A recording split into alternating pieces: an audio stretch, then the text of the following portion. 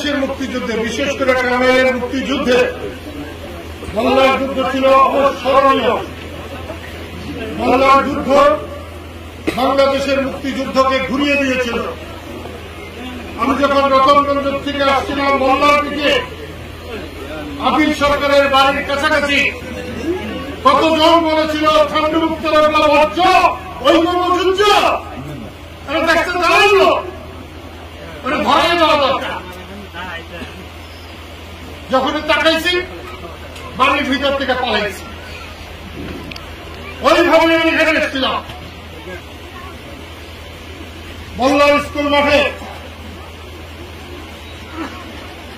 আমি একটা মিটিং করেছিলাম, বলেছিলাম মুক্তিযুদ্ধ শুরু হয়েছে, যারা মুক্তিযুদ্ধের পক্ষে থাকবে তারা হেফাজত হবে,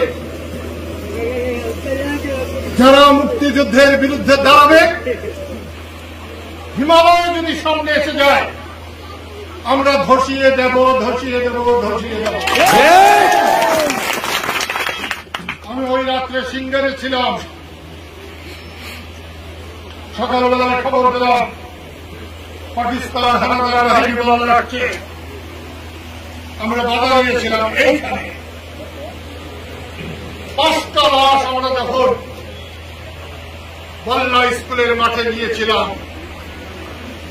বল্লার মেয়েরা এসে থুতু দিয়েছিল, লাঠি মেরেছিল, বলেছিল দেখছো দেখছো আমাদের বুঝা বুঝা পোলা না, ভুট্টা ভুট্টা মিলিটারি মাইয়া ভালাইছে, আমাদের সাথে আর পারবো না।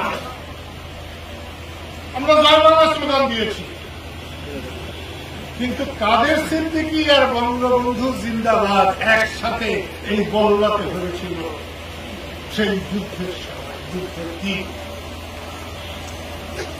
আমি আজ থেকে 15 আগে এইখানে ওখানে আমি একটু দাঁড়াইছিলাম। 4-5 জন লোক আমাকে বলেছে, স্যার আমরা বড় শান্তিতে আছি, আমাদের বড় আগে লোকজন হয়েছে, চাঁদা বেশি হয়েছে, এটা হচ্ছে ওটা হচ্ছে, তার কাছে তার বড় ভাই জিতায় আমরা শান্তিতে আছি।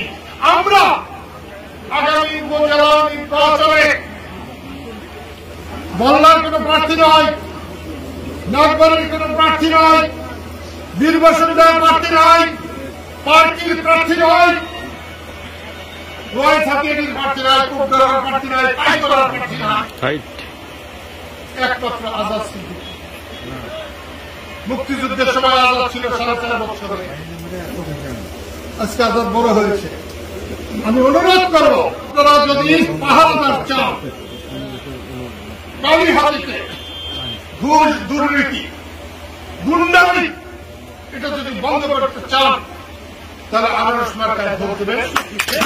আমি আজাদকে গামছা মার্কা দিতে চেয়েছিলাম, কারণ সে আমার দল করে।